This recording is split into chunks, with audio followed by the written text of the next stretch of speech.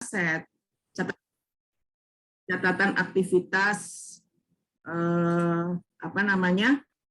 pencarian sumber dana, ya, catatan aktivitas melakukan penjualan saham, ya, kemudian catatan aktivitas tersebut juga nanti akan dikaitkan oleh bidang akuntansi bagaimana dampaknya terhadap posisi aset, posisi hutang, posisi modal, ya, dan juga bagaimana merekam aktivitas operasional perusahaan, ya. Nah, tidak sampai di situ saja. Selain mereka melakukan perekaman, ya, kemudian juga mengatur, menyajikan bagaimana posisi keuangan dan posisi kegiatan operasional perusahaan, mereka juga diminta juga untuk melakukan penerjemahan atas hasilnya, ya. Jadi itu yang dilakukan oleh akuntansi. Kan ini banyak yang dari akuntansi, ya. Jadi pahami posisi kalian nanti di dalam akuntansi itu adalah aktivitasnya seperti ini. Nah, yang nanti akan dihasilkan itu adalah tiga besar, ya, laporan keuangan. Itu adalah neraca, laba rugi, dan laporan arus kas. Jadi proses akuntansi ini melahirkan laporan keuangan, ya. Nah, siapa sih yang memerlukan laporan keuangan, ya? Banyak sekali, ya. Jadi hampir semua stakeholders itu berkepentingan, ya. Baik yang terkait dengan intern perusahaan, tentu saja, ya, si pemilik dari perusahaan. Nah, pemilik ini ada pemilik internal, ada pula pemilik eksternal, ya. Ada shareholder internal itu biasanya founder, pendiri perusahaan, ya. Itu juga memerlukan laporan. Nah, kalau perusahaan ini sudah melakukan go public, maka ada shareholder eksternal, itu juga memerlukan laporan keuangan, ya. Kemudian karyawan, ya, karyawan ini juga perlu tahu bagaimana performa dari perusahaan, ya. Jadi sehingga mereka punya bargaining atau mempunyai informasi, misalnya bagaimana memperjuangkan kesejahteraan mereka, ya. Kemudian juga supplier, ya, kemudian customer. Nah, kreditur itu sangat berkepentingan, ya, perbankan, ya, perusahaan leasing, itu semua sangat berkepentingan terhadap laporan keuangan dalam hal ketika perusahaan membutuhkan dana, maka kreditur menggunakan sumber informasi dari laporan keuangan untuk bisa evaluasi, ya, melakukan analisis kredit. Kira-kira ketika perusahaan yang mengajukan kredit ini diberikan pendanaan, apakah mampu atau tidak untuk membayar kewajibannya. Nah, itu semua bisa dilihat dari laporan keuangannya. Pemerintah untuk mengukur bagaimana potensi perpajakan mereka, ya. Kemudian masyarakat kaitannya dengan apa? Dengan penyerapan tenaga kerja, ya. Kemudian juga mungkin ada CSR, ya. Jadi itu para pengguna baik dari internal maupun eksternal yang sangat berkepentingan terhadap laporan keuangan. Jadi itu, ya. Kemudian, nah, ini apa kaitan keuangan dengan laporan keuangan dengan penilaian efek, ya. Jadi segala informasi yang ada di laporan keuangan, baik itu dari neraca, laba rugi, ya, itu semuanya bisa menjadi dasar untuk menghitung nilai intrinsik dari saham, ya. Nah, kemudian juga dari informasi baik dari laba, kemudian juga dari laporan keuangan, ya, dari laba rugi maupun laporan keuangan, itu juga pihak kreditur bisa menghitung seberapa besar dari beban hutang itu yang dapat mengurangi laba, ya. Jadi dari dasar informasi tersebut perusahaan juga bisa melihat apa saja sih komposisi dari hutang dibandingkan dengan ekuitas, ya. Kemudian dari semua informasi itu pihak market atau pihak investor itu bisa menilai, ya, secara secara teori berapa value dari perusahaan, ya. Nanti kalian di sesi 11 hari ini pagi, setelah sesi saya nanti akan diajarkan, ya, dari informasi laporan keuangan ini kalian bisa menghitung valuasi dari efeknya, baik itu valuasi untuk saham, obligasi, ya, ataupun yang lain, ya. Jadi itu semua dasarnya adalah dari laporan keuangan, ya. Oke, ini juga matriknya mungkin bisa lebih dipahami, ya. Jadi sumber dana itu kan dari saham, ini dari hutang. Kalau kalian tahu neraca pada sisi pasifa itu kan ada dua sisi, ya, ada dua sisi lagi. Ada dua unsur, ya, unsur Dari akuntansi coba bisa jawab, di sisi pasif ada berapa unsur? Coba dijawab dengan cepat. Yang dari akuntansi? 2, Bu. Apa aja? Hutang sama modal. Ya, betul ya, ada hutang dan modal. Jadi yang kiri ini adalah sumber dana modal, yang sebelah kanan ini adalah sumber dana hutang ya. Jadi ini merupakan matriks ya untuk melihat sumber pendanaan dari sebuah limited company atau kalau di Indonesia itu PT ya, dari PT ini. Nah kemudian posisi ini, laporan ini itu juga nanti akan dilaporkan kepada rapat umum pemegang saham ya. Kemudian nanti akan disampaikan kepada board of director. Nah kemudian kemudian juga kalau selanjutnya juga nanti akan terkait dengan pasar modal ya. Karena kan ada kewajiban ya, perusahaan-perusahaan yang menerbitkan saham wajib untuk melaporkan laporan keuangannya di otoritas bursa efek ya. Jadi ini akan menjadi sebuah laporan tahunan, kemudian manajemen juga nanti akan menyusun laporan tahunan dan ini akan dilaporkan kepada pasar modal ya. Nah, sedangkan performa perusahaan juga akan menjadi laporan untuk diserap oleh pasar produk secara fisik ya. Jadi ada pasar modal, ada pasar biasa ya yang menjual produk ya. Nah, nilai perusahaan itu akan ditentukan oleh 2 hal tadi ya, seberapa baik performa dari perusahaan. Jadi kaitannya begitu.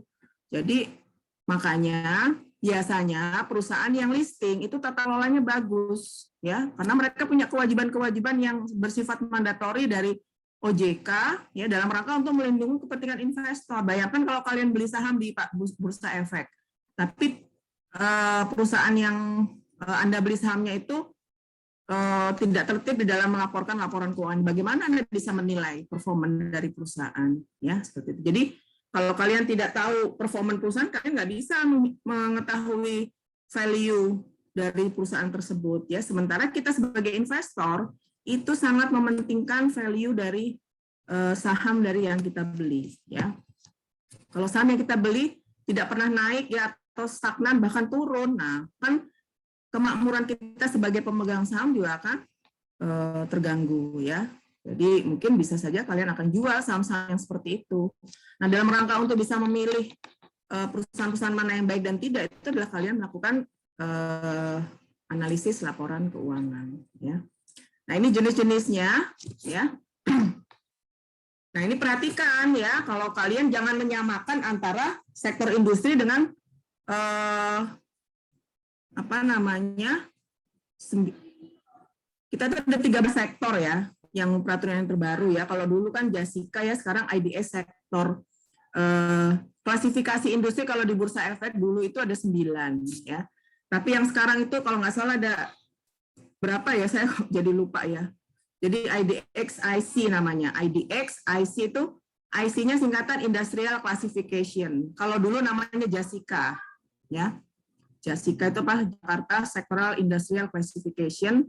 Kalau yang sekarang IDX ya, IDX itu Indonesian Stock Exchange Industrial Classification.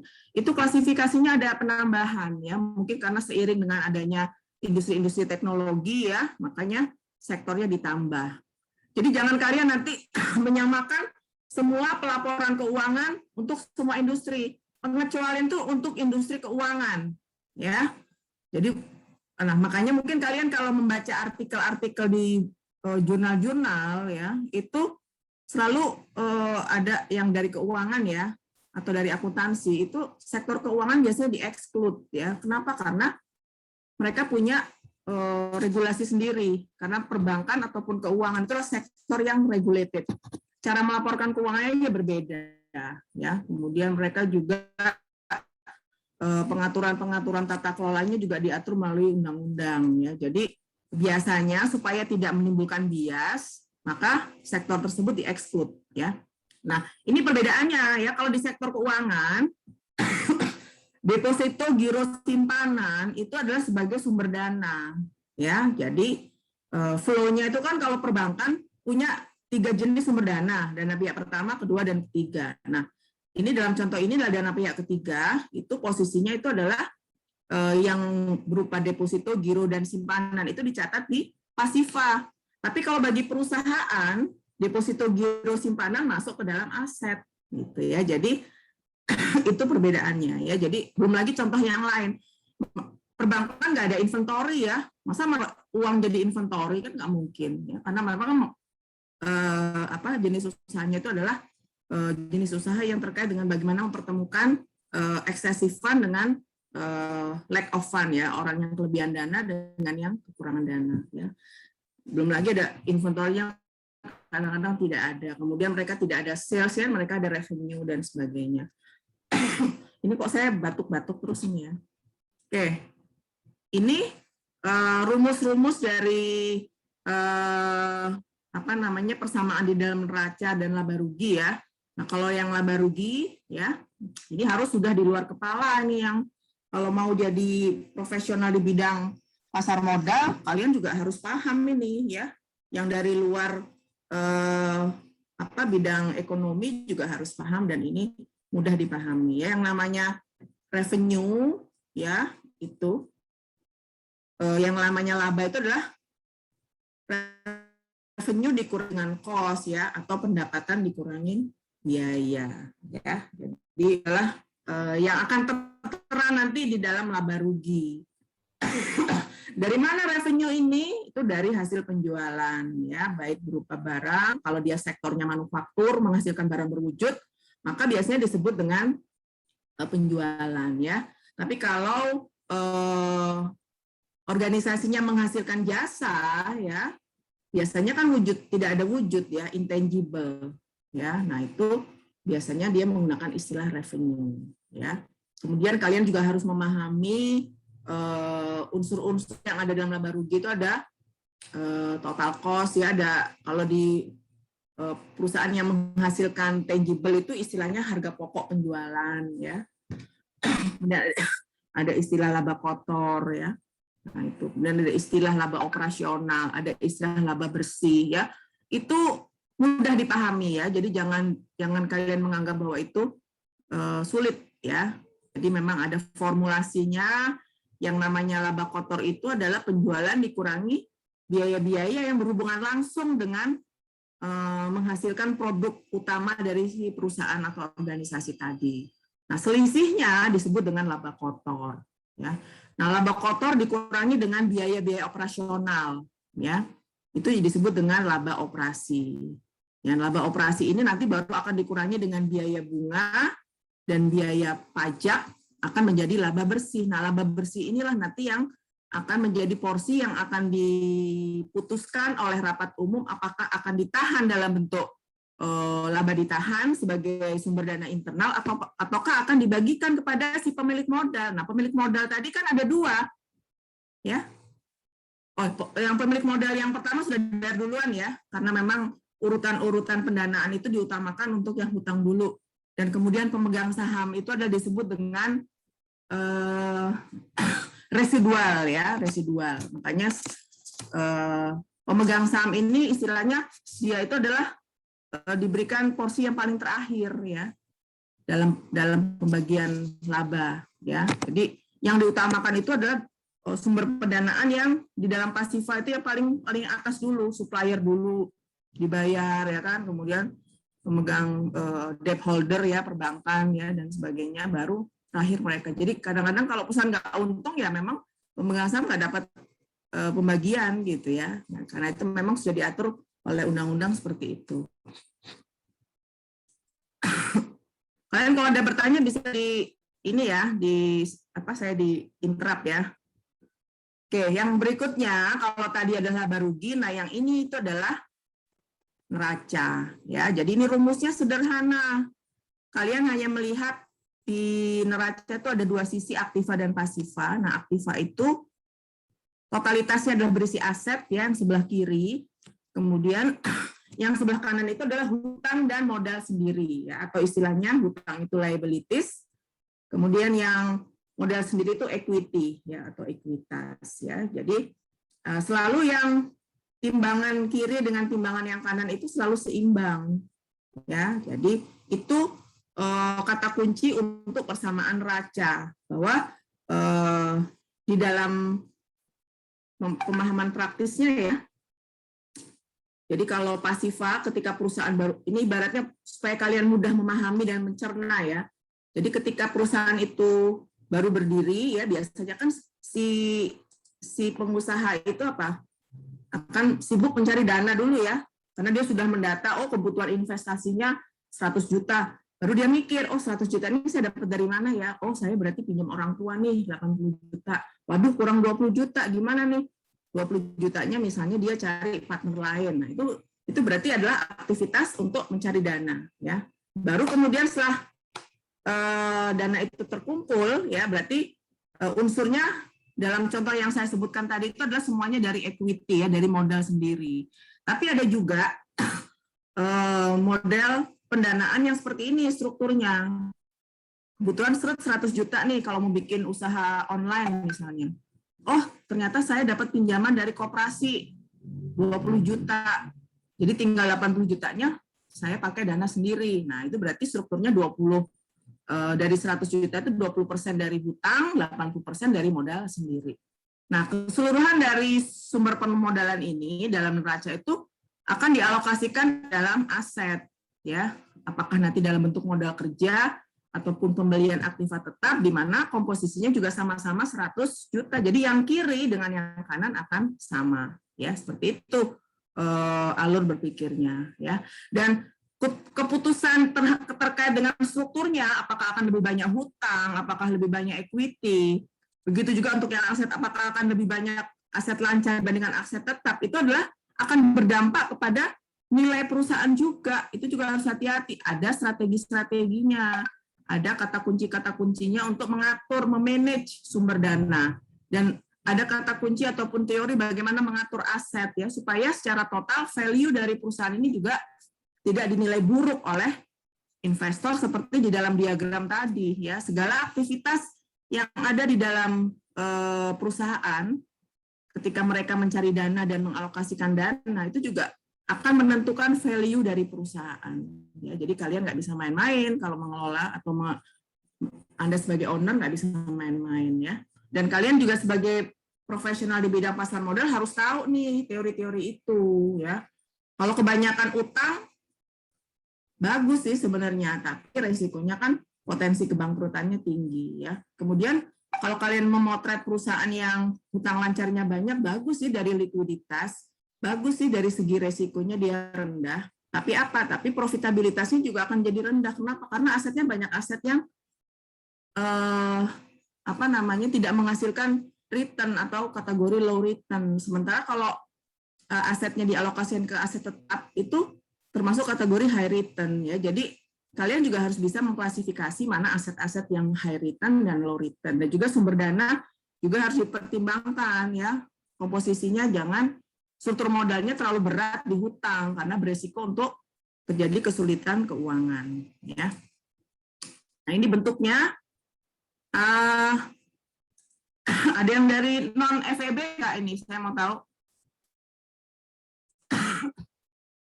Kaisar dari mana?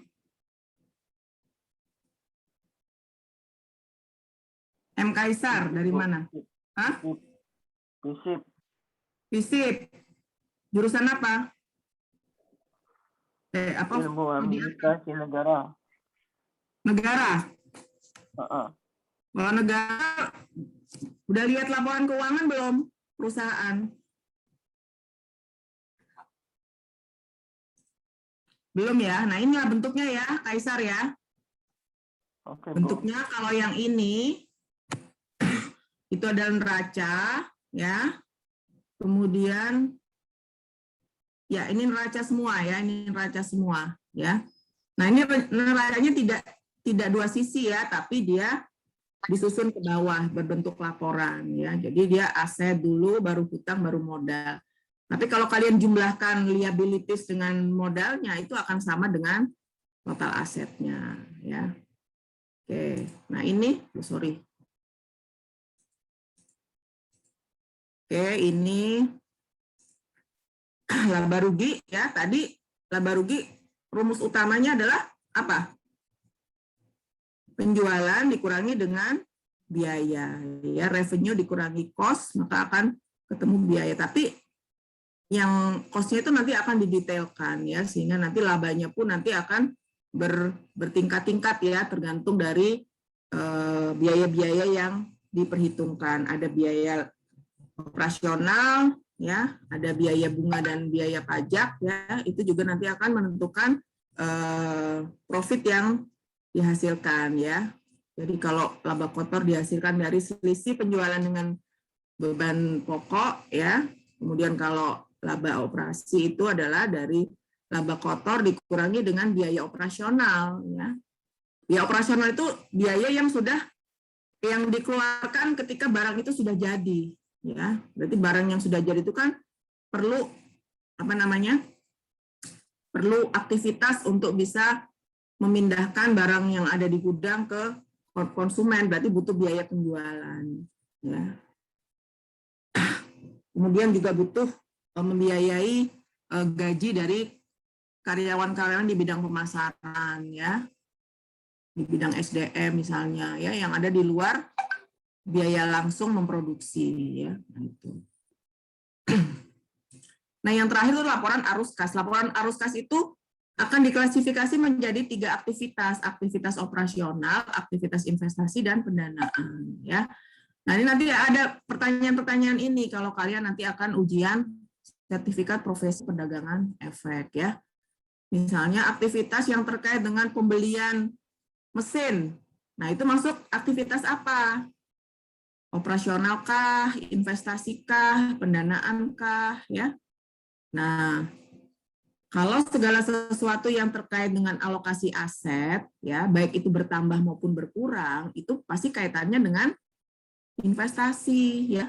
Investasi yang berarti kalau investasi itu yang jangka panjang, ya, aktivitasnya untuk aset yang jangka panjang. Tapi kalau untuk aktivitas dalam kaitannya untuk perputaran modal kerja terkait dengan kas, piutang, persediaan pembelian bahan baku misalnya. Nah, itu masuk arus kas operasional, ya. Kemudian apa?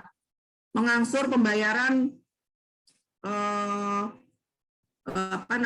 piutang misalnya. Perusahaan punya piutang misalnya beli bahan tapi kemudian dibayar secara kredit misalnya. Perusahaan melunasi sebagian piutangnya, itu aktivitas operasional, ya. Kalau pendanaan pasti kaitannya dengan sisi pasifa, ya. Terkait dengan hutang sama modal, baik itu bertambah maupun berkurang, itu efeknya pada arus kas aktivitas pendanaan. Sebagai contoh misalnya perusahaan mendapatkan kucuran dana dari BCA. Nah, itu jangan dijawab aktivitas operasi atau investasi, itu adalah aktivitas pendanaan.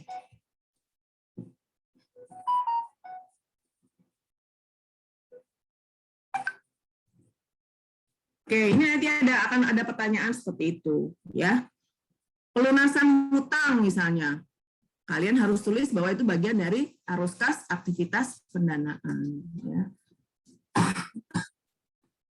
Oke, nah ini sudah selesai, ya. Jadi itu adalah penjelasan terkait dengan laporan keuangan, karena ini menjadi sumber utama bagi kalian sebagai nanti seorang analis, ya. Kapasitas Anda itu adalah sebagai penasehat dari investor, sementara kan tadi investor sangat perlu laporan keuangan, ya. Nah, Anda kapasitasnya adalah seorang profesional di bidang pasar modal yang akan memberikan nasihat kepada investor, ya, perusahaan-perusahaan mana yang sehat, mana yang tidak. Nah, kalian juga harus paham laporan keuangan secara rinci seperti yang tadi saya sampaikan, ya. Sampai sini ada pertanyaan sebelum saya masuk ke sesi yang berikut, ya. Ini sudah 9:03, saya hanya punya waktu 40 menit ya untuk menjelaskan yang lain. Mudah-mudahan cukup ya. Nggak ada ya? Sudah jelas ya semua ya?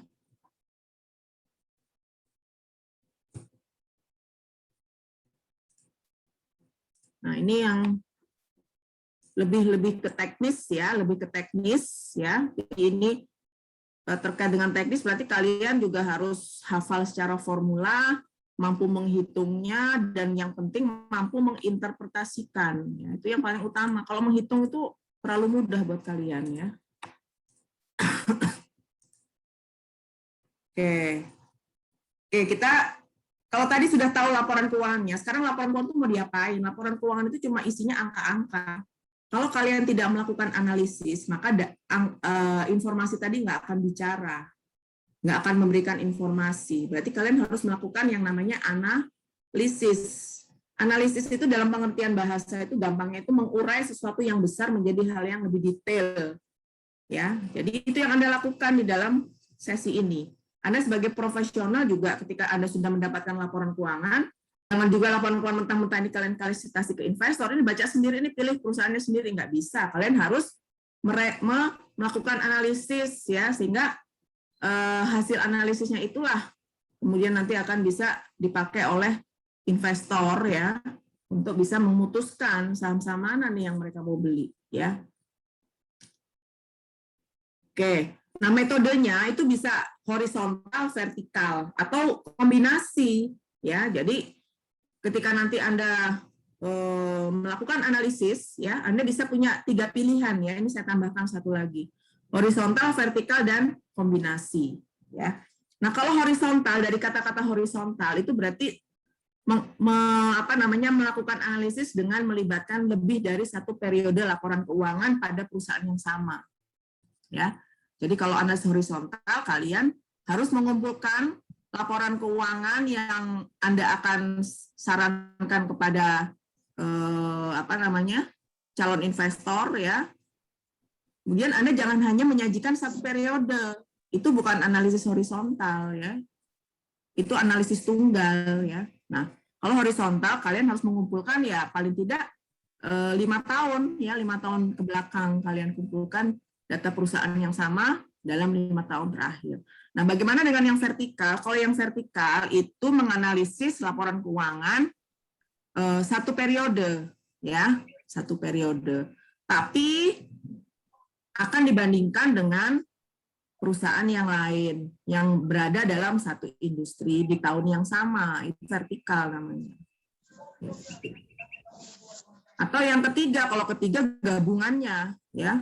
Jadi kalian sekaligus mengkombinasikan horizontal dengan vertikal. Jadi itu lebih baik lagi ya, lebih berkualitas lagi laporan kalian. Ya.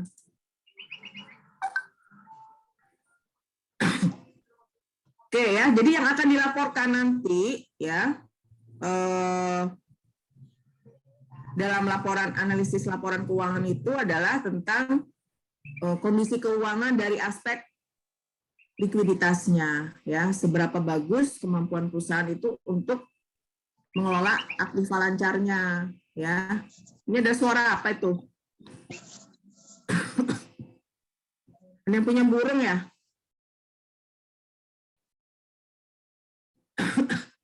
Ya, jadi tolong ini nanti diinformasikan ke investor ya. Bagaimana tingkat likuiditas perusahaan, tingkat hutang mereka ini bagaimana. Nah, tingkat hutang itu tidak semata-mata melihat struktur keuangannya ya, berapa banyak hutang, berapa banyak modal, tapi ditambah apa? Interest coverage-nya juga kalian harus hitung ya. Kira-kira laba bersih yang biasa ini mampu nggak sih menutup kewajiban tetap perusahaan? Nah, itu masuk ke dalam analisis debt-nya. Kemudian activity itu tuh mengukur seberapa efektif pengelolaan aset perusahaan di dalam rangka untuk menyumbangkan penjualan kepada perusahaan. Ya, jadi untuk melihat kira-kira asetnya ini perputarannya itu seberapa baik ya, sehingga semakin cepat berputar maka kemampuannya untuk berkontribusi terhadap peningkatan penjualan juga akan semakin baik ya. Nah, yang terakhir itu performance overall ya, biasanya dengan ROA, ROE ya kan, kemudian book to market.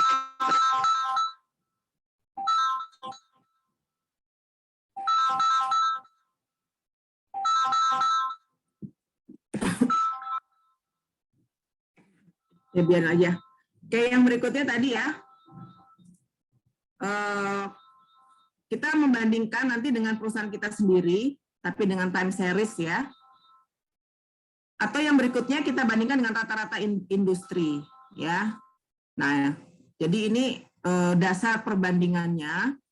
Kadang-kadang kalau kita membandingkan perusahaan kita dengan perusahaan kita sendiri atau kita melihat hanya diri sendiri itu terlalu sombong ya.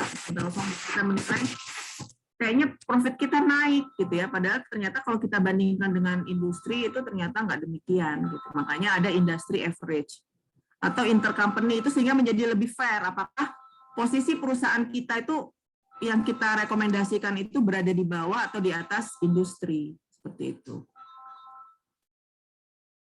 Nah, yang berikutnya itu adalah tadi yang saya sudah sebutkan ya.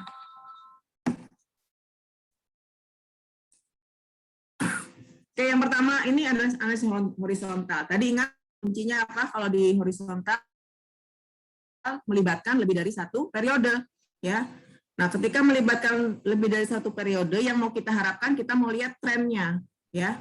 Kita mau lihat trennya, apakah tren penjualannya naik atau turun, tren laba kotornya ini naik atau turun ya.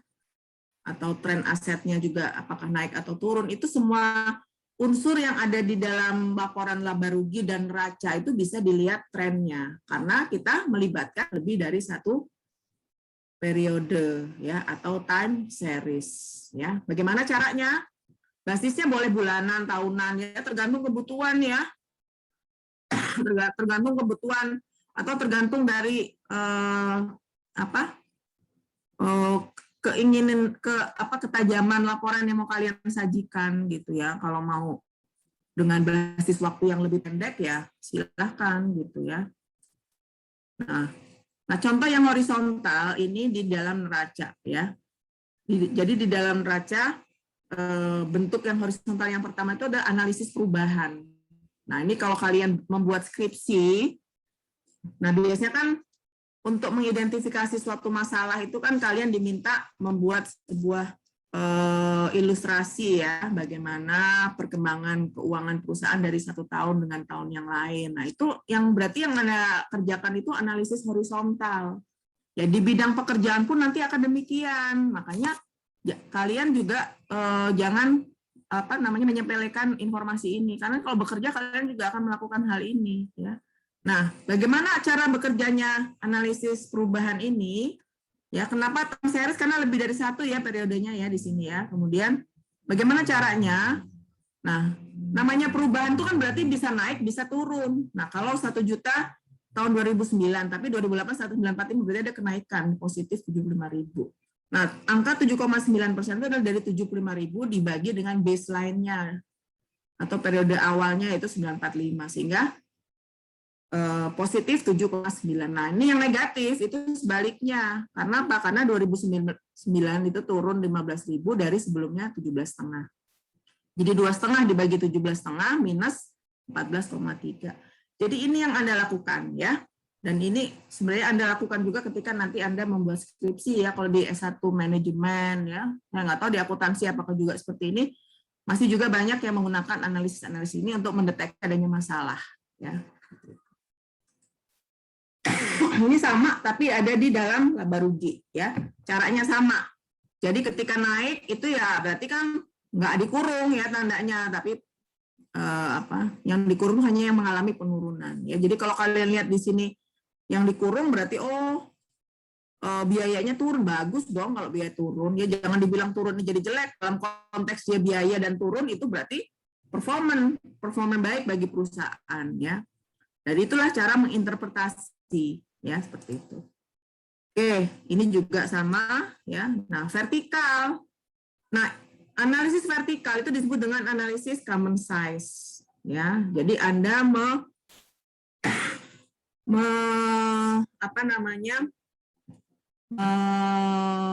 menilai 100% unsur yang ada di dalam neraca pada posisi aktiva dan juga total pasiva. Nah, unsur-unsur yang lain itu akan dipresentasikan sesuai dengan komposisi atau besarannya ya. Jadi yang penting total asetnya 100% sehingga unsur-unsur yang membentuk total aset itu nanti ada yang 5%, 10%, 15% sehingga totalitasnya akan menjadi 100%. Kok sorry ini. Nah, saya buat cepat ya supaya ini. Nah, tapi kalian kan bisa baca modulnya nanti ya. Aduh.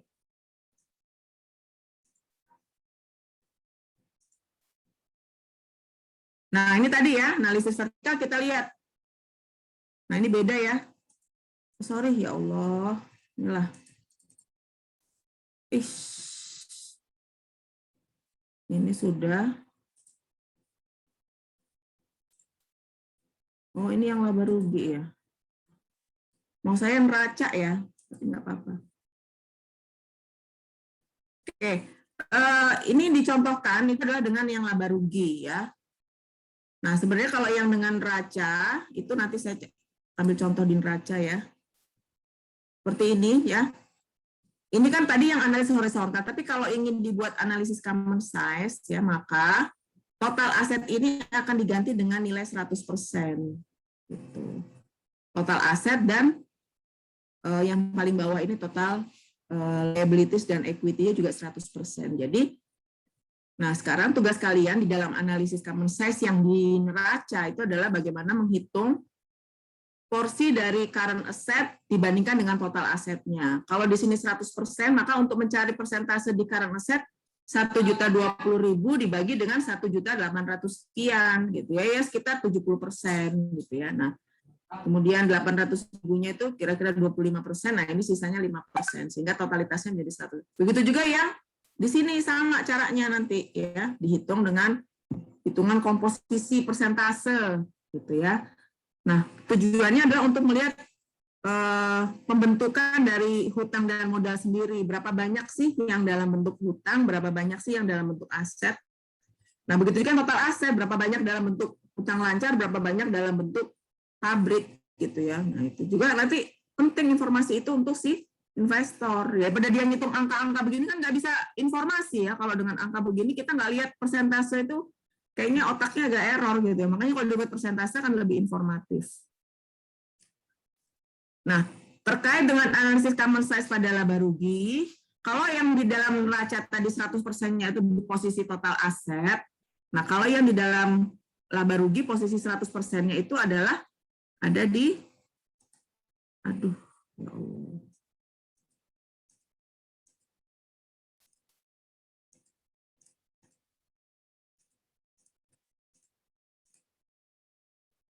Nah, posisinya ada di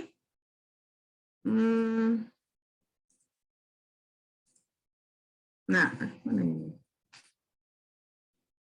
Oh, ini yang saya maksud tadi ya. Ini terjawab di sini ya. Analisis vertikal pada neraca itu tadi saya bilang 70%, ternyata 55% ya.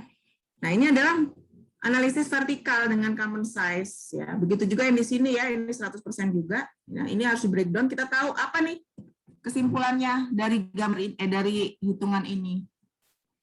Nah, saya mau ngecek dulu deh, kalian bisa jawab nggak? Nah, Yatun, apa yang bisa kamu simpulkan dari posisi aset? Ayo cepat. Kamu dari prodi mana? Nahiyatun Nafsiyah. Iya, Ibu. Dari EP. Oh ya, EP. Ya, kalau EP belajar, tapi kan kamu belajar akuntansi ya. Nah, sekarang kamu lihat nih, kalau dengan persen ini orang EP ini pasti karena pinter matematik ya. 100%-nya itu total aset. Nah, 5543 itu bagi kamu apa penterjemahannya? Apa yang bisa kamu nyatakan dari informasi di dalam aset perusahaan ini? Dalam sebuah kata-kata kesimpulan misalnya.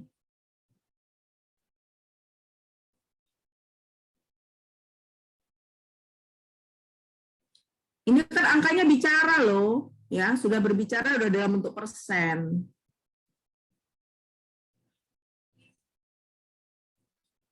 Kamu lihat besar kecilnya coba. Artinya ini, Bu, setengah total asetnya bentuknya, setengah total aset bentuknya itu current asset. Iya, betul. Nggak usah ragu-ragu ya, berarti 50% lebih ya dari nilai total asetnya itu ternyata bentuknya itu bentuk aktiva lancar. Apa aktiva lancar itu? Kalau kamu tahu akuntansi, aktiva lancar itu ada 4 ya. Ada kas, ada hutang, ada persediaan ya. Mungkin juga ada supplies ya. Nah, biasanya jadi Berarti dia banyakkan uangnya dalam bentuk asetnya kebanyakan dalam bentuk kas.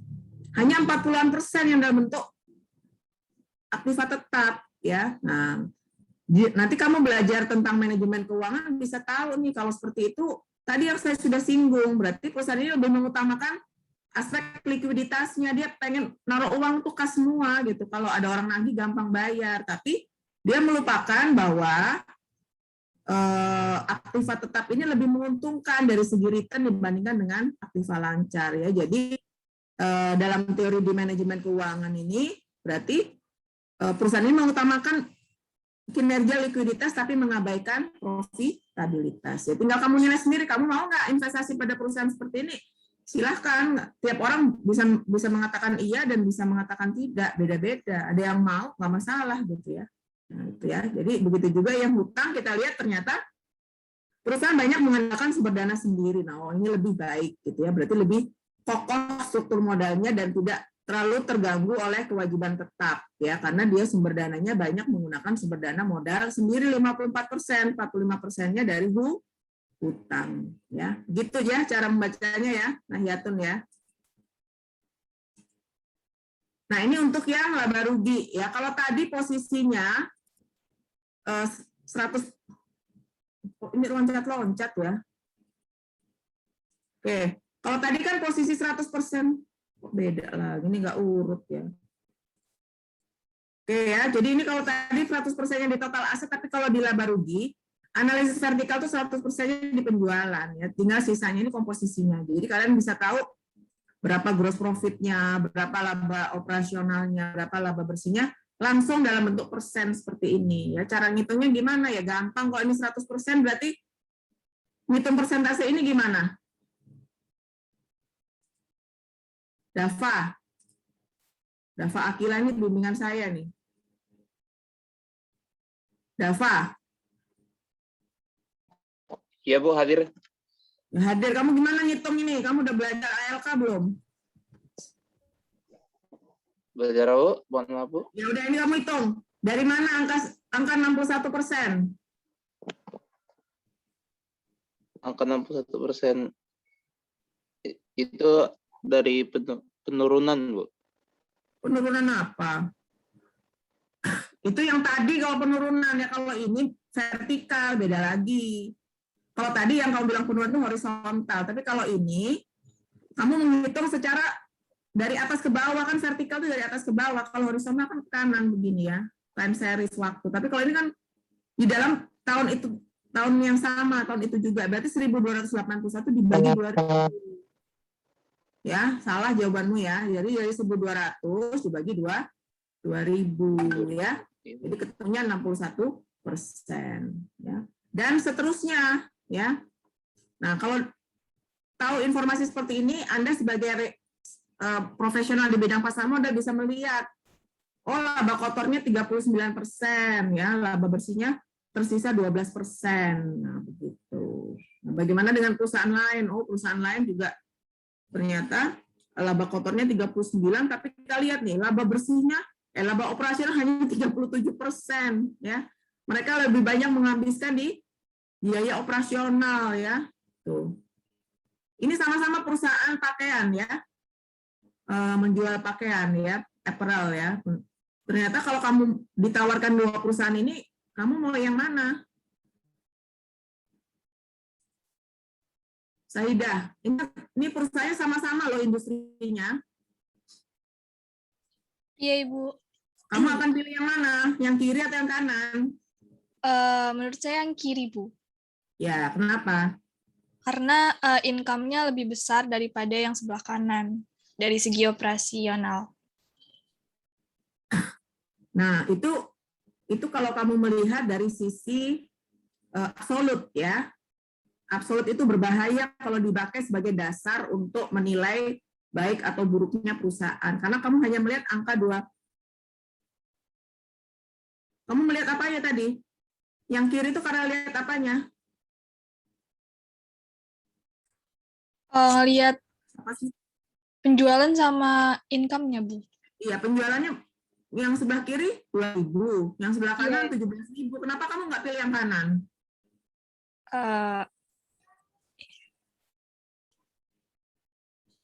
Kan lebih gede berapa kali lipat itu ya?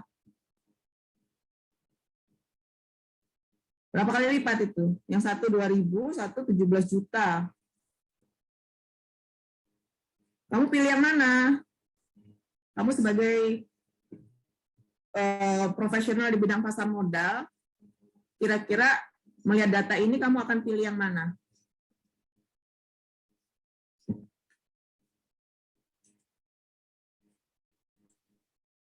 Yang kiri, Bu. Kiri itu yang mana sih? Quality ya? Iya. Oh ya, jawaban kamu sih benar ya. Artinya kamu, tapi jawaban kamu salah, penjelasannya yang salah ya. Jadi quality department itu walaupun dari segi salesnya memang dia hanya 2.000, sementara JCPenney itu 17 juta, tapi dari segi kinerja relatifnya ya, quality department di dalam mengelola operasionalnya dia lebih baik ya, karena dia mampu menekan biaya operasional ya, kemudian dia juga mampu membukukan laba bersih yang lebih tinggi ya, artinya dari segi kinerja relatifnya dia lebih baik ya dalam hal mengelola kegiatan operasionalnya ya dibandingkan dengan JCPenney ya. Itu jadi jangan terbuai, maksud saya jangan melihat nilai absolut, bahaya kalau lihat menilai dari absolutnya. Pasti kamu tergiur dengan yang besar-besar ini kan, wah ini lebih besar ya, dibandingkan ini jauh Bu, 20 kali lipat ya kan, 10 kali lipat. Tapi kalian harus mengurai dari segi persentasenya ini supaya kalian punya jawaban yang lebih mendasar ya. Jadi jangan terbuai dari apanya, dari nilai absolut, berbahaya. Ya, karena dia tidak bisa membedakan kualitas dari informasi tadi. Ya. Nah, yang ketiga, kalau tadi sudah analisis vertikal, horizontal, maka yang berikutnya rasio. Ya, jadi ada 4 kelompok rasio. Nah, ini udah jam berapa ini? Ya. Ada kelompok rasio, ya, likuiditas, aktivitas, pembiayaan, dan kinerja. Ya. Ini gampang aja kok ya, kalau kamu membahas likuiditas itu pasti rasio-rasio yang dilibatkan itu adalah rasio-rasio yang semuanya sifatnya jangka pendek. Ya. Jadi yang ada kata-kata lancar-lancarnya itu berarti kaitannya dengan rasio likuiditas. Ya. Nah ini yang orang di luar ekonomi nggak usah khawatir ya, pasti akan lebih cepat kok belajarnya ya. Jadi nanti pelajari dulu unsur-unsur yang ada di neraca. Nah, nanti ada selalu di dalam neraca itu ada unsur lancar, tidak lancar, jangka pendek, jangka panjang. Nah, kalau yang likuiditas itu pasti untuk segala aktivitas yang perputarannya kurang dari 1 tahun, ya, baik di sumber dana maupun di asetnya, ya, yang masa umur investasinya, umur kreditnya itu selalu yang kurang dari 1 tahun, ya. Jadi rasio ini, yang likuiditas ini pasti melibatkan pos-pos yang sifatnya jangka pendek dan juga pos-pos yang sifatnya lancar. Ya, lancar itu berarti apa? Kurang dari 1 tahun. Nah, bagaimana dengan rasio aktivitas? Nah, aktivitas dari kata-kata aktivitasnya itu berarti dia bicara apa? Perputaran. Ya. Segala sesuatu yang perputarannya cepat itu pasti akan menguntungkan bagi perusahaan ya. Jadi satu putaran aktivitas di dalam perusahaan itu kalau dicatat dapat membawa keuntungan 1 juta, nah kalau dia dalam 1 tahun itu perputarannya 10 kali berarti kan bisa mencatat keuntungan 10 juta gitu ya. Jadi gampangannya begitu. Jadi semakin aktif, semakin cepat perputarannya akan semakin baik. Nah, perputaran aktiva ini, perputaran rasio aktivitas ini, tadi kembali ke definisinya tadi untuk mengukur apa? Keefektifan dari penggunaan aset perusahaan. Nah, aset ini apa saja? Nah, di dalam rasio aktivitas itu ada 3 yang diukur, ya. Efektivitas penggunaan piutang dan juga efektivitas penggunaan persediaan, ya, dan juga efektivitas dalam penggunaan total aset, gitu ya. Jadi Semakin baik perusahaan itu memanfaatkan piutangnya, mengelola piutangnya, seberapa cepat perusahaan itu juga memutar persediaannya, dan seberapa baik perusahaan mengelola total asetnya, itu yang akan menyumbangkan laba atau menyumbangkan penjualan yang baik bagi perusahaan. Nah, sekarang kalian berpikir kalau rasio aktivitas dikaitkan dengan piutang, itu seberapa baik perusahaan mampu mempercepat umur piutang, ya, maka akan perusahaan itu akan semakin baik, ya. Artinya perusahaan itu mampu menagih hasil penjualan secara kredit dengan baik, maka rasio aktivitasnya juga akan bagus, gitu, ya. Nah, seberapa baik juga perusahaan itu mengolah persediaannya, itu juga akan mempengaruhi rasio aktivitasnya. Kalau perusahaan itu mampu memutar persediaan dengan cepat, artinya dari mulai produksi, jual, sampai dapat duit itu semakin cepat periodenya, waktunya, maka aktivitasnya juga akan semakin cepat juga. Itu juga akan cepat menyumbangkan laba, ya. Nah, kalau pembiayaan tadi sudah saya sering singgung, ini kaitannya dengan sumber dana, ya.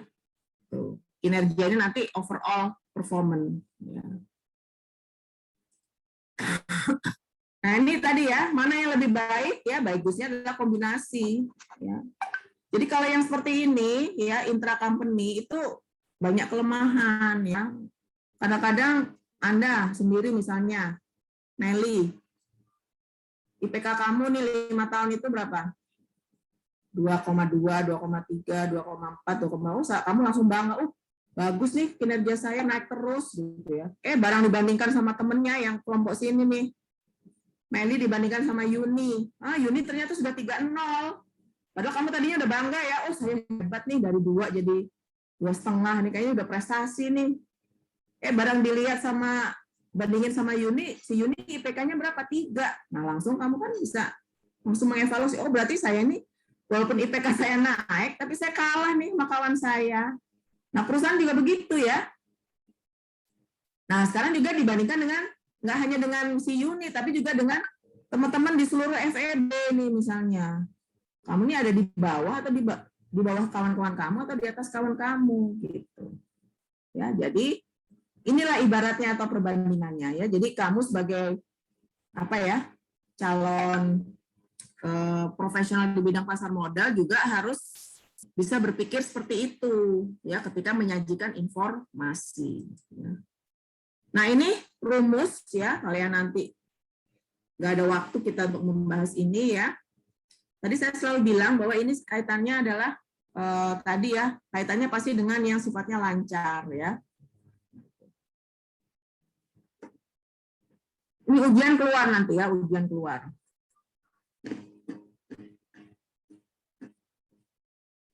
Nah, ini kaitannya tadi dengan pembayaran hutang jangka pendek. Ini ada di yang saya bilang tadi bahwa mampu nggak perusahaan untuk membayar kewajibannya. Nah, ini kewajibannya total sini ya.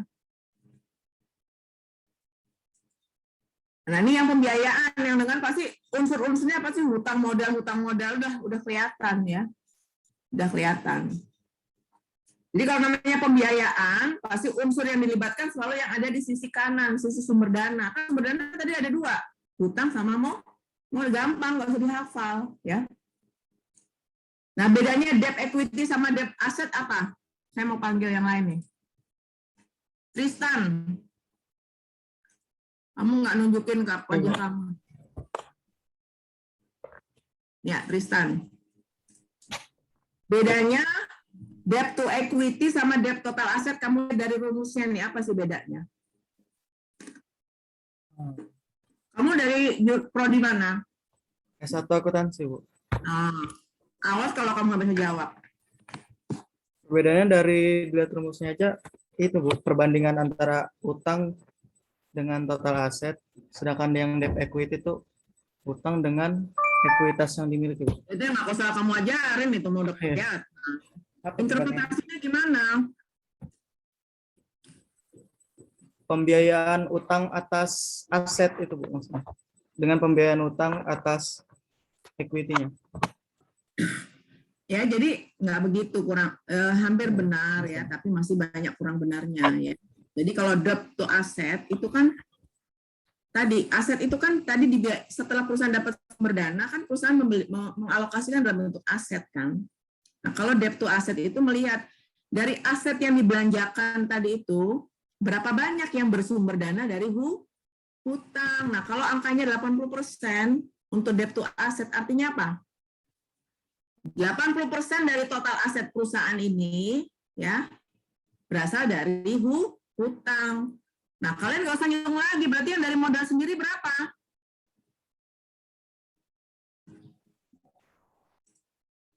Kita. Kalau debt to assetnya 80%, berarti selebihnya dapat dari mana sumber dananya? Gimana, Bu? Suaranya kurang jelas. Kalau debt to assetnya 80%, maka berapa yang bersumber dari modal sendiri? 20%, Bu. Dari mana 20%? Total utang dibagi sama total ekuitasnya, Bu. Yang begitu. Ya, total hutang dengan total ekuitasnya ya betul-betul. Kan 100% ya, berarti 80-nya hutang, 20%-nya modal sendiri ya. Nah, berikutnya debt to equity itu melihat dari total sumber pendanaan itu berapa komposisi hutang dibandingkan dengan equity. Jadi kalau debt equity-nya itu adalah lebih besar dari 1, berarti hati-hati, perusahaan itu adalah lebih banyak bersumber dana dari hutang dibandingkan dengan equity-nya. Itu kalau di dalam manajemen keuangan itu termasuk kategori perusahaan yang memiliki potensi untuk terjadinya kesulitan keuangan ya. Karena apa? Karena yang namanya debt itu apapun kondisi keuangan, kondisi perekonomian di suatu negara ya, kewajibannya itu nggak akan berubah, tetap harus dibayar ya. Jadi ketika kondisi perekonomian normal mungkin debt to equity-nya lebih dari 1 itu nggak masalah ya. Tapi kalau kondisi sedang susah seperti sekarang dan komposisi debt to equity-nya lebih dari 1, artinya kan perbankan nggak mau tahu ya, kecuali kalau ada treatment dari pemerintah bahwa harus ada pelonggaran, rescheduling dan sebagainya ya. Maka itu akan memberatkan buat perusahaan karena ada apa? Kewajiban bayar. Nah, ini yang saya katakan tadi, ya seperti ini, bahwa kalau inventory turnover itu rumusnya sales dibagi inventory ya. Jadi ini kaitannya itu ya, kalau inventory ininya inventory dan ini selalu sales ya ininya pembaginya ya, pembilangnya. Beda dengan inventory pakai harga pokok penjualan ya. Ini juga sebenarnya bisa pakai HPP juga nggak apa-apa, ini masih ada buku yang mengatakan begitu. Jadi rumusnya sama, di bawahnya ini jenis asetnya yang mau kita ukur perputarannya, yang atasnya selalu terkait dengan sales ya, bisa sales, bisa HPP atau bisa penjualan. Ini rumus-rumusnya gitu ya.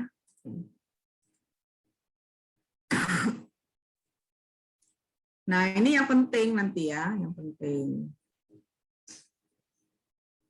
Bagaimana menginterpretasikan ya. Nah, kalau tadi DER naik, bagaimana kamu menilainya? Yang saya cerita tadi, DER naik, semakin hari semakin naik, nilainya horizontalnya, analis horizontalnya naik, nggak bagus ya. Nah, ini yang kalian ini, tugas kalian untuk menilainya itu di sini, Anda sebagai profesional di bidang pasar modal. Kalau menghitung perubahannya mudah, kalian semua bisa. Tapi menginterpretasikannya ini, ya.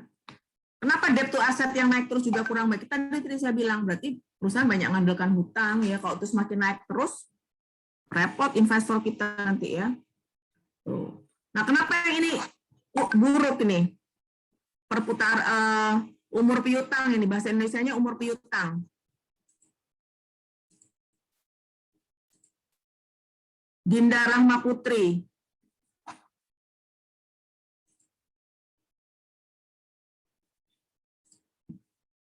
Nggak ada Dinda.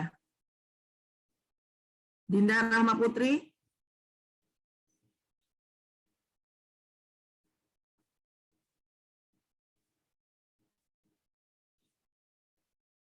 Nggak ada Dinda ya?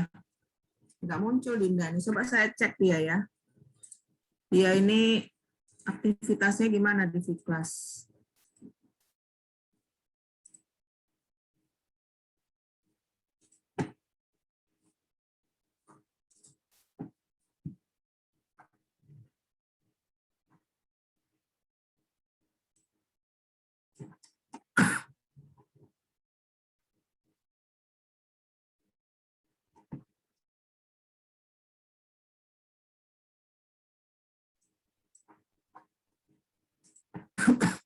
Ya, jadi itu yang dipahami ya, bahwa tidak hanya sekedar menghitung ya, tapi kalian juga nanti harus bisa memberikan penilaian ya, memberikan penilaian.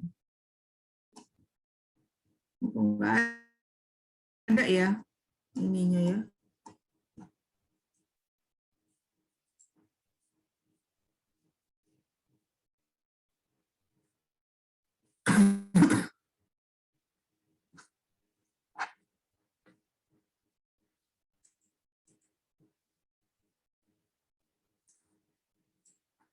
Hilang ya. Saya harus bisa melihat ini. Nanti saya lihat ini Dinda nggak ada nih, berarti siapa? Anissa ini, Dinda nih nggak hadir ini. Ini yang saya temukan kok. Saya apa namanya, aktivitas ini dibuat main-main gitu ya.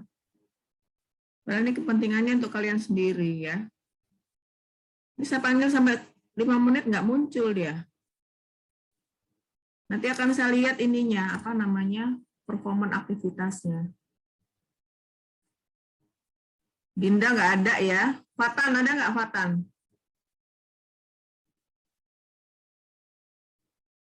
Arum Zahara.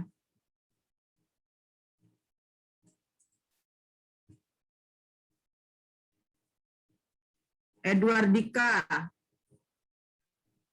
Aji Sultan.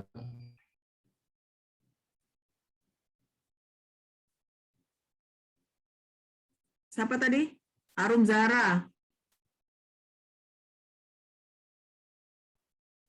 Edward Dika ada ya? Ya, Edward saya tolong jawab ya. Ini yang lain ada, yang ini yang nggak memunculkan ini patut dicurigai ya. Ini kayaknya hanya nyalain apa namanya Zoom kemudian tinggal tidur. Ya. Jadi dosen yang ngoceh ya terserah gitu ya.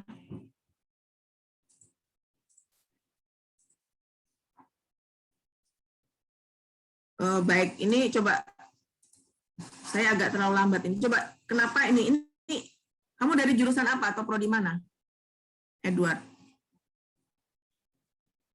Ya, Bu. Dari jurusan atau prodi mana? Dari elektro. Oh, elektro. Waduh. Bisa jawab nggak ya Nia kamu ya?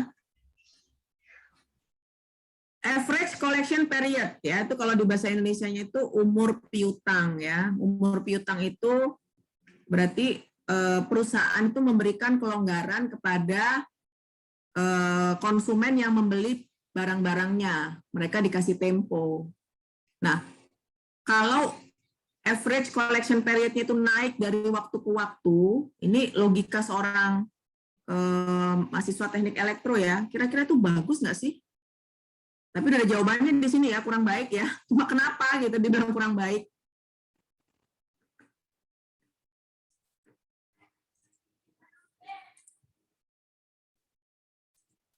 Nggak apa-apa dijawab aja, saya pengen tahu perspektif kamu sampai pertemuan 10 ini seperti apa gitu. Ini ada sebuah perusahaan, dia jual barang secara kredit. Ya. Tapi umur piutangnya atau waktu dari mulai dia jualan sampai terima duit itu semakin hari semakin lama gitu dapat duitnya. Nyairinnya loh, nagihnya. Itu kan jelek di sini. Pertanyaan saya kenapa? PR ya itu ya, kalau kamu nggak bisa jawab ya. Mana ini Edward tadi? Ngilang? Iya, Bu. Hilang? Ada, Bu, masih, Bu. Ya. Masih ada, Bu. Bisa di logika ya, seperti itu ya. Jadi kalau di perusahaan itu mulai dari dia ngejual barang sampai dia terima duitnya, waktunya itu yang dijanjikan rata-rata sih kalau orang kredit 30 hari. Nah ini sampai 100 hari misalnya, tahun keduanya 100 hari, tahun berikutnya dicatat dihitung 120 hari. Itu nggak bagus. Kenapa? Ya karena waktu yang dibutuhkan oleh perusahaan itu dari mulai jualan barang sampai terima uang itu dari waktu ke waktu semakin lama. Ya, artinya kalau seperti itu berarti pengumpulan kasnya juga semakin lama, semakin panjang. Jadi kalau bisa kita sebagai perusahaan, kalau ada posisi sebagai manajer, kalau bisa dari mulai jual barang sampai terima duit itu kan secepat mungkin. Ya kenapa? Supaya uangnya cepat terkumpul. Kalau uangnya cepat terkumpul kan bisa beli bahan baku lagi, bisa produksi lagi, seperti itu logikanya, ya. Jadi hati-hati, naik begini bukan berarti bagus, ya. Jadi pengecualian untuk yang piutang kalau naik itu jelek, ya. Artinya dia nagihnya manajemen piutangnya dia ini nggak bagus, manajemen kredit dari perusahaan. Anda sebagai seorang profesional di bidang pasar modal harus hati-hati untuk menyarankan perusahaan-perusahaan yang kinerja aktivitasnya seperti itu, ya. Nah, waduh, ini nggak kebagian ya, ini bagus ya. Dupont ini mengkombinasikan rasio. Ini tolong saya diingatkan ya, sampai jam 10.10 ya. Oke, nah ini seperti ini. Kalau tadi kalian sudah menghitung, jadi Dupont itu mengkombinasikan dua rasio, rasio perputaran, rasio aktivitas dengan rasio hutang, ya, rasio hutang, ya. Jadi rumusnya seperti ini sehingga pada akhirnya rasio hutang kemudian dikalikan dengan ini apa? Perputaran aset, ya. Jadi laba operating profit margin dikali dengan perputaran aset itu disebut dengan ROA, ya. Kemudian dikalikan dengan struktur keuangan, maka akan menghasilkan return on equity. Jadi kalau tujuan perusahaan itu ingin menaikkan return on equity, maka salah satu unsur ini harus bagus, atau dua-duanya nih, ROA-nya harus bagus, sumber dana hutangnya juga harus, financial structure-nya juga harus bagus. Ya wajar ya kalau misalnya ini C. Kalau C-nya ingin kita naikkan kan selama kalau kita jadi investor kita paling fokus ke ROE-nya, return on equity-nya. Return on equity berarti berapa return yang akan kita peroleh dari uang yang kita tanamkan sebagai pemilik modal. Ya, Anda kalau jadi pemilik modal kan Anda fokus ke ROE. Anda nggak peduli ROA, Anda nggak peduli ROI, Anda perlunya ROE. Kenapa? Karena equity itu kan porsi dari dana yang kita berikan pada perusahaan dalam bentuk penyertaan modal, dalam bentuk penyertaan sebagai pemegang saham. Makanya equity jadi penting. Nah, di sini untuk menaikkan nilai ini dari rumus Dupont ini itu adalah logika ya, kalau ininya mau tinggi berarti ROA-nya atau ininya harus tinggi. Ya, kalau nggak begitu nggak bisa. Bisa salah satu, bisa dua-duanya. Nah, sekarang pertanyaan saya, bagaimana menaikkan ROA?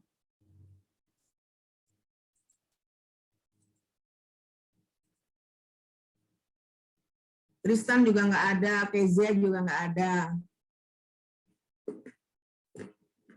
Khairul Hadi ini ada nggak?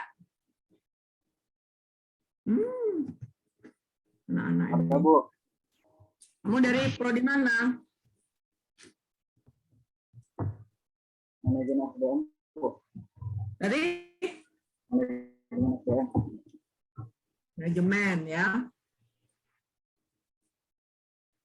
Sekarang pertanyaan saya, gimana naikkan ROA? Lihat aja rumus ini ya, dia pasti naikin salah satu ya, atau dua-duanya, supaya ininya naik gitu ya. Nah, kalian bisa baca di sini bahwa equity multiplier adalah ukuran penggunaan hutang perusahaan dalam mendanai asetnya. Nah ini. Jadi di dalam Dupont, menurut si Dupont ini nama pemilik perusahaan terkenal di Amerika ya. Dia menemukan rumus equity multiplier ya.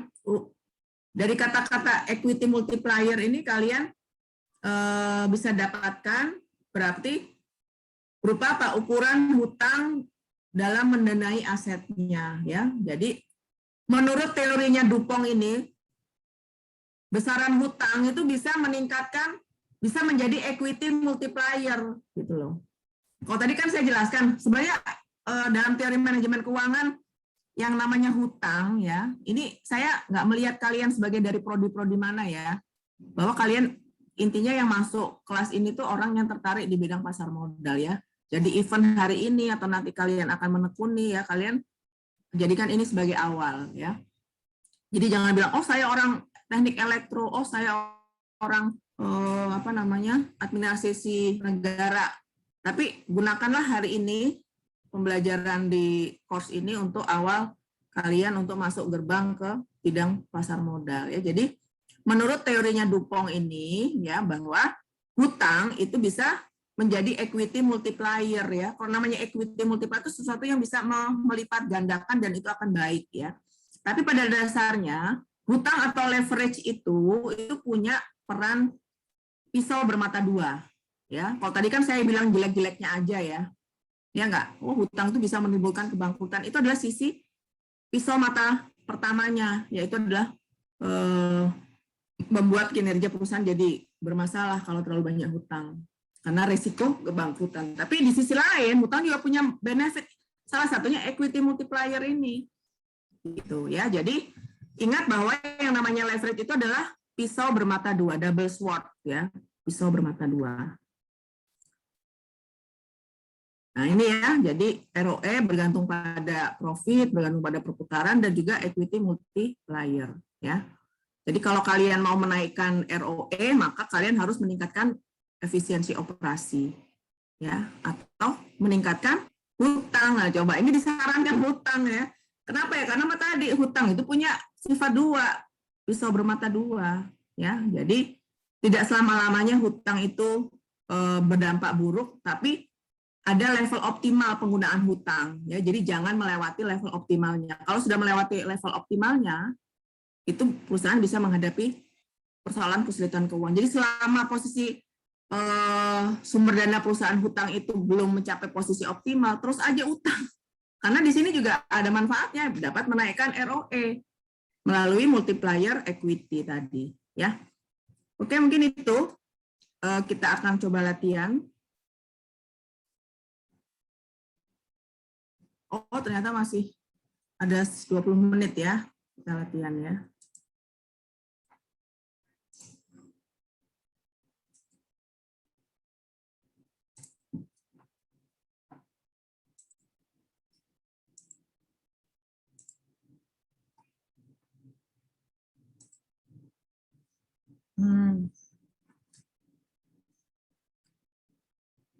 Oke. Kelihatan nggak ini?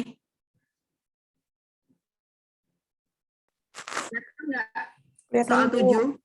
Ya. Kelihatan, Bu.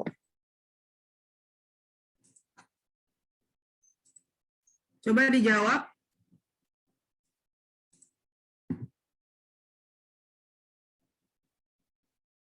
Jawabannya A, B, C, atau D.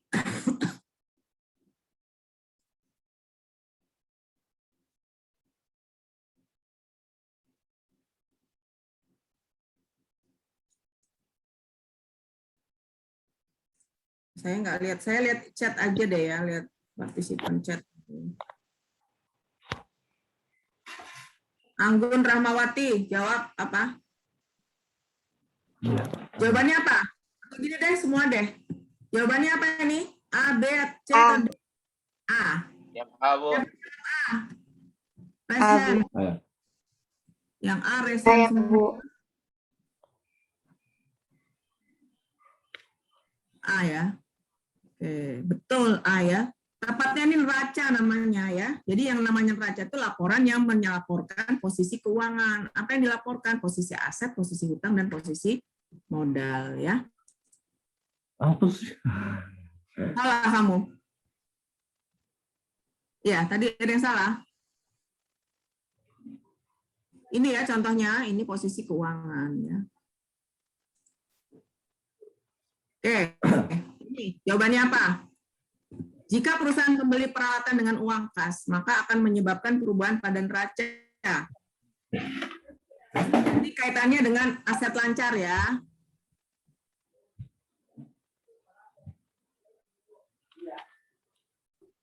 Ini belinya pakai uang kas, gitu.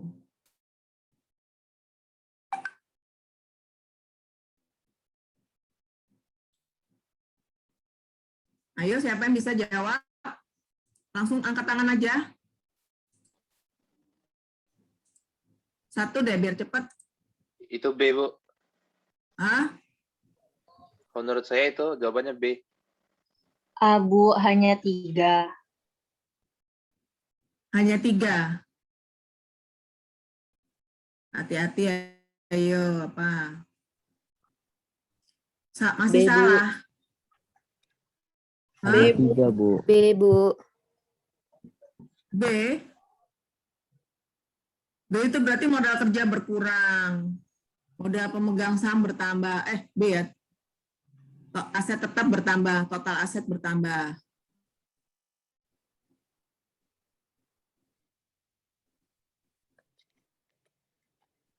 Iya, B benar sih, tadi saya salah ya. Ya, B benar. Modal kerja berkurang kenapa? Karena kasnya kan Berkurang. berkurang ya. Jadi modal kerja itu salah satunya kas ya. Kemudian aset tetapnya bertambah kenapa? Karena alatnya nambah. Nah, ketika alatnya nambah ya, total asetnya juga bertambah ya. Tapi di sini kasnya berkurang. Sebenarnya 1 dan 3 tadi saya. Soalnya 1 dan 3 ini. 1 dan 3 jawabannya. Ya. Kenapa total asetnya tidak bertambah? Karena ada pengurangan di kasnya. Aktiva lancarnya berkurang dari uang kas. Berarti kan impas, ya. Jadi yang tersisa hanya aset, penambahan total aset. Ya. Ini nanti saya cross check ya. Oke, kemudian berikutnya nih. Apa jawabannya?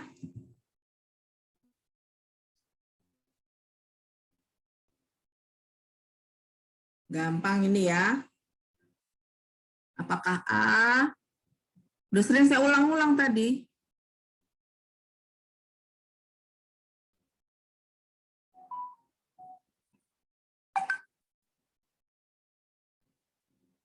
Neraca dan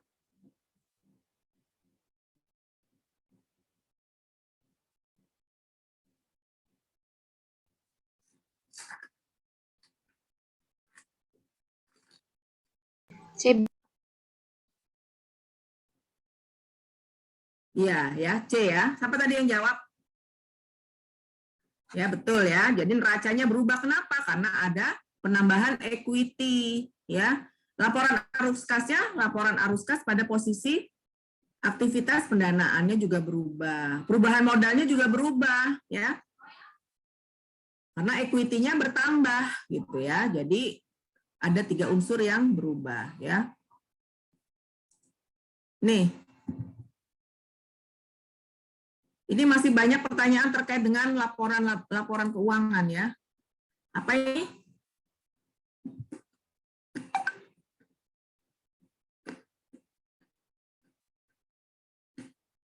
Aktivitas mana yang bukan merupakan arus kas investasi? Ayo, tadi saya sudah cerita ya. Ayo cepat. Yang C, Bu. Yang bukan investasi. Iya, betul ya. Karena kenapa bahan baku itu bukan investasi? Tadi yang jawab C siapa?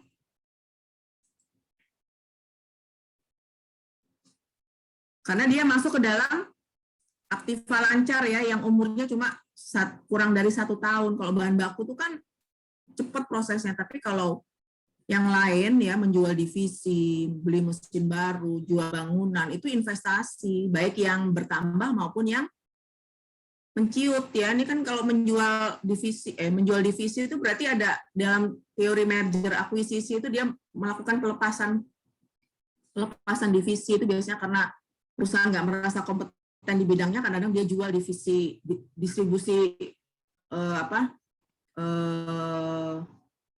distributor misalnya ya. Kadang-kadang perusahaan manufaktur punya divisi distributornya atau divisi packaging misalnya ya, itu dilepaskan. Beli mesin baru berarti ada penambahan aktiva tetap baru. Menjual bangunan pabrik itu juga menimbulkan arus kas yang negatif bagi kegiatan investasi, karena arus kas yang berasal dari kegiatan investasi itu mengalami pengurangan ya. Tapi kalau bahan baku itu adalah untuk aktivitas operasional ya. Oke, ini apa ini? Barusan aja dijelaskan. Salsabila.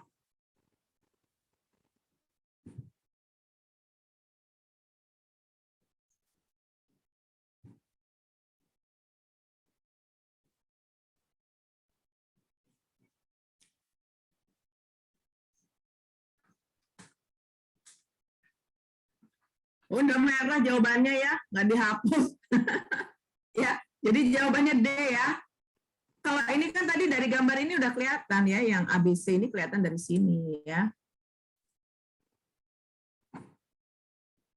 Saya lupa ngapus ya. Jadi ini. Nah ya, ini naik. Tadi kan ini laba bersih. Ya, kemudian aset yang mempengaruhi itu ya, yang disebutin tadi yang ini ya.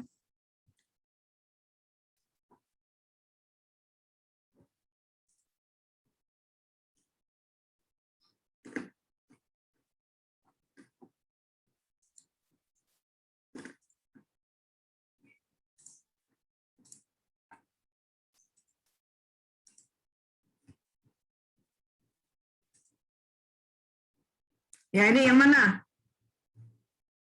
Astri ini udah lulus ini, kalau nggak bisa jawab. Coba kamu jawab, Astri Damayanti. Activity ratio, Bu. Ya, betul ya, kamu layak lulus ya, karena udah lulus ya. Betul ya, activity ratio ya.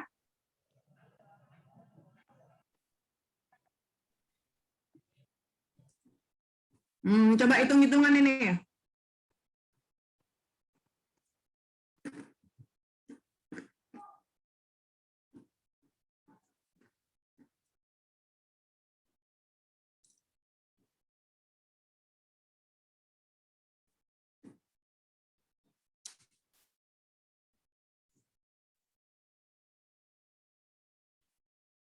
Gampang ini, tadi kan rumusnya udah ada.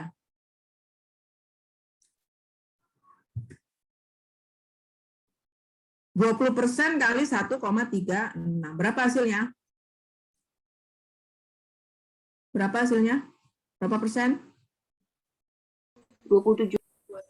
Ya, berarti jawabannya B. Ya, ini ditulis begini ya, untuk jebakan aja ini ya, 1 juta ini ya. Nah, ini nanti hari ini ya baru dijelaskan ya tentang penilaian saham ya. Oke, ini nanti kalian belajar ini nanti di sesi berikutnya ya. Jadi itu ya apa yang bisa saya sampaikan hari ini. Mungkin tadi terkait dengan rasio itu sangat mudah ya.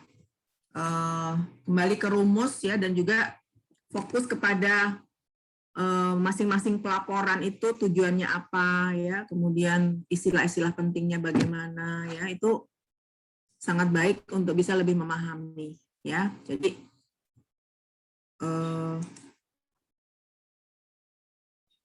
mudah-mudahan ini bisa menjadi awal bagi kalian ya yang mau terjun di bidang pasar modal. Jadi motivasi mengikuti course ini jangan hanya berpikir akan konversi ya. Bagi yang mata kuliahnya matching ya wajar konversi ya. Masa kalian mau menukar mata kuliah course ini dengan mata kuliah yang nggak matching, kalian nggak akan dapat dua-duanya kan ya, karena kalian hanya akan dapat satu ya. Tapi kalau mata kuliah itu kompatibel seperti manajemen pasar modal itu match banget kalau di-convert dengan ini, atau teori portofolio dan analisis itu masih matching ya. Mungkin sebagian juga analisis laporan keuangan juga matching, walaupun cuma sedikit ya, tapi masih ada matchingnya. Tapi kalau yang benar-benar bersimpangan, kalian juga harus bisa menilai itu buat kalian sendiri ya. Jadi jangan terlalu hitung-hitungan dengan ilmu. Oh, saya ikut tuh karena janjiin konversi. Iya konversi, tapi kalau matching gitu loh. Dan itu nanti kembali kepada si prodinya masing-masing. Tapi kan kalian dapat sertifikat ya. Dan sertifikat dari Kemendikbud ya. Karena kegiatan ini adalah kegiatan dari Kemendikbud yang menilai bahwa banyak sekali lulusan dari perguruan tinggi itu yang belum siap kerja ya. Jadi makanya kami di sini mengundang praktisi ya. Nanti kita akan ada sesi untuk mencoba bermain saham ya. Sudah buka rekening semua ya? Sudah, Bu. Ya, yang sudah nanti bisa kita sampaikan sesi untuk praktek bermain saham ya. Untuk bisa lebih memantapkan kalian untuk menjadi profesional di bidang pasar modal ya. Kita kan nggak tahu aliran karir kita ya. Apakah memang jodohnya nanti di pasar modal? Siapa tahu. Nah, pengetahuan di pasar modal ini bukan juga Anda sebagai seorang profesional, Anda juga bisa jadi investor kan.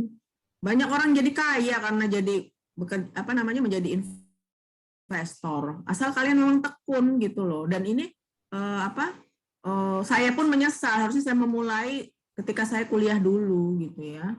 Mungkin saya udah jadi miliarder ya, udah dari dulu saya udah beli saham. Saya beli saham setahun yang lalu aja untungnya udah 200% ya. Gimana saya nyesel nggak beli banyak lot gitu kan. Jadi ya kayak gitu-gitu. Nah kalau kalian kan banyak waktu ya, energinya besar ya nggak ada salahnya nabung untuk masa depan kalian dari sekarang. Karena kalian nanti akan menikmatinya nanti mungkin 10-20 tahun lagi nanti saham-saham yang kalian beli ini gitu. Ya, jadi pilih memang saham-saham yang masih baru diterbitkan, itu kan biasanya value-nya masih murah ya. Tapi seiring waktu itu nanti bisa berlipat-lipat hasilnya. Kalau kalian lulus mungkin udah bisa 5 kali lipat. Nah, itu kan untung gitu. Dan terapkan menabung saham. Menabung saham itu berarti apa? Tidak peduli harga naik atau turun, pokoknya kalian beli saham itu. Anda beli 5 saham nih misalnya, Anda sudah melakukan analisis, oh ternyata 5 saham ini punya prospek yang bagus. Mau naik kayak mau turun kayak pokoknya tiap bulan Anda beli. Itu namanya menabung saham. Kemudian ketika kondisi perekonomian berubah, kalian ganti lagi portofolionya, oh saya mau beli saham ini 5 lagi. Nah, kalau di ekonomi atau di manajemen kan diajarin yang namanya rebalancing tadi, ya. Kemudian mengatur komposisinya, diatur lagi supaya cocok dengan kondisi perekonomian, ganti sahamnya. Tiap bulan kalian beli saham itu, mau naik mau turun bodo amat, pokoknya kalian beli. Itu namanya menabung saham. Daripada nggak menabung kemudian Anda belikan pulsa nongkrong di kafe, ya. Nah, ini sangat penting gitu untuk masa depan kalian karena tadi di awal-awal sudah dijelaskan kan oleh OJK, oleh orang pasar modal bahwa ini menjadi sarana untuk bisa meningkatkan perekonomian di Indonesia ya dengan adanya pasar modal ini gitu ya.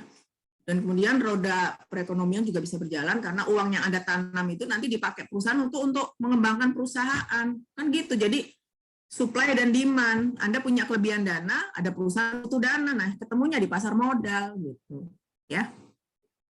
Oke, saya akhiri kuliah hari ini ya. Jadi jangan lupa nanti diisi form Google Form ya, karena saya lihat ini random banyak yang hanya setor muka, tidak setor badan ya, tidak setor nama di dalam layar tapi tidak ada mukanya. Kemudian juga aktivitas di V-Class-nya juga rendah ya. Jadi saya absennya 2, ada Google Form. V-Class saya buat di sesi 9, kalian isi. Ya. Kemudian berikutnya nanti kalian akan diarahkan untuk mengadakan quizzes ya di sini, baru kemudian nanti dilanjutkan dengan Bu Ute ya. Mungkin saya dulu lah, nanti Bu Ute nggak usah terlalu langsung ya. Oke, saya akhiri ya. Sampai ketemu di sesi-sesi berikutnya dan semoga kalian sukses ya. Oke ya, sampai ketemu. Assalamualaikum warahmatullahi wabarakatuh. Waalaikumsalam warahmatullahi wabarakatuh. Terima kasih, Bu. Iya. Terima kasih, Bu. Ada yang mau sharing ya? Silakan ini, Sofi sharing ya. Oke. Saya ikut duluan deh ini biar supaya melihat hasilnya. Saya nggak live dulu. Mau dimulai dulu atau tunggu 4 menit, Sofi?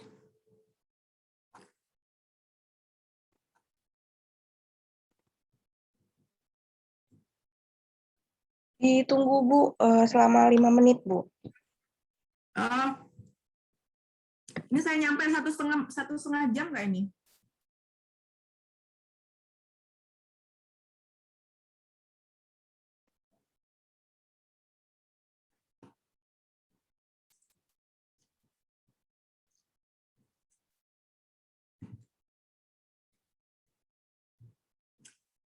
Ya, ini silakan join. Ya, nanti ujiannya itu juga ini ya, materinya mantap ya. Kalian belajar ya.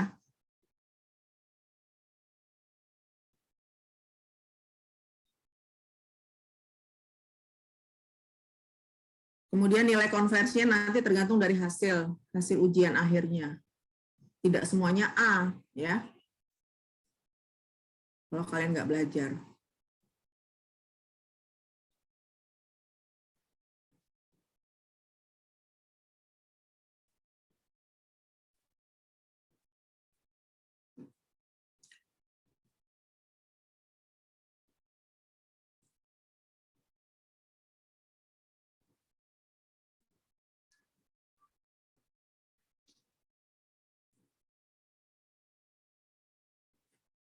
Belum mulai ya.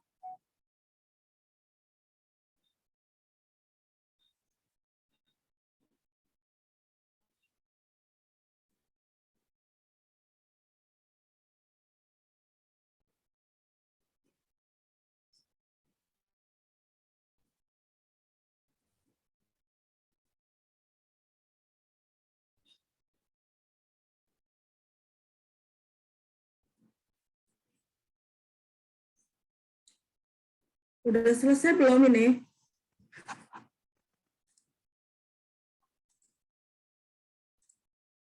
Topik?